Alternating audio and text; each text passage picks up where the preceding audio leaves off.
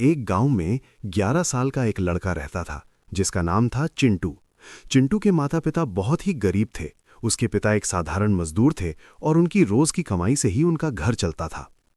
चिंटू पढ़ाई में बहुत होशियार था, लेकिन पैसे ना होने के कारण उसका नाम किसी अच्छे प्राइवेट स्कूल में नहीं लिखा पाया। इसलिए वो सरकारी स्कूल में पढ़ाई करता था। स्कूल से आने के बाद उसे जो भी समय मिलता उसमें वो अपने माँ बाप की मदद करता। छुट्टी के दिन तो वो अपने पापा के साथ उनके काम पर भी जाता और उनका हाथ बटाता। चिंटू को पतंग उड़ाना बहुत पसंद था, लेकिन उसके पास कभी इतने पैसे ही नहीं होते थे कि वो पतंग खरीद सके।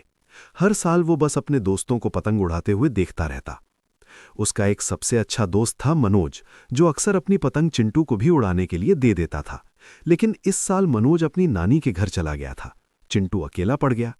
पिछले कुछ दिनों से चिंटू के पापा को कोई काम भी नहीं मिला था, जिससे घर की हालत और भी ज्यादा खराब हो चुकी थी। एक दिन चिंटू घर के बाहर चुपचाप बैठा भगवान को याद कर रहा था। तभी उसकी नजर पास के खेत पर पड़ी। वहां एक बुजुर्ग आदमी अपना खेत गोड़ रहा था। चिंटू ने देखा कि वो काम करते करते बहुत थक चुका है। चिंटू तुरंत घर से पानी लेकर वहां गया और उस बुजुर्ग आदमी को पानी पिलाया। फिर चिंटू बोला, दादाजी आप बहुत थक गए हो, मैं आपकी मदद कर देता हूं। चिंटू उसकी मदद करने लगा। दोनों ने साथ मिलकर खेत का सारा काम पूरा कर दिया। उनके चेहरे पर एक अलग ही खुशी और संतोष था। काम खत्म होने के बाद जब चिंटू घर जाने लगा तो बुजुर्ग आदमी ने उसे रोका और पूछा, बेटा सब बच्चे पतंग उड़ा रहे हैं, तुम क्यों नहीं उड़ा रहे? तब चिंटू ने अपनी पूरी बात बुजुर्ग आदमी को बताई। बुजुर्ग आदमी ने अपनी पोटली से कुछ पैसे निकाले और चिंटू को देते हुए बोला, ये लो बेटा, ये तुम्हारी मेहनत के पैसे हैं, इससे पतंग खरीद लेना। चिंटू की खुशी का ठिकाना नहीं रहा।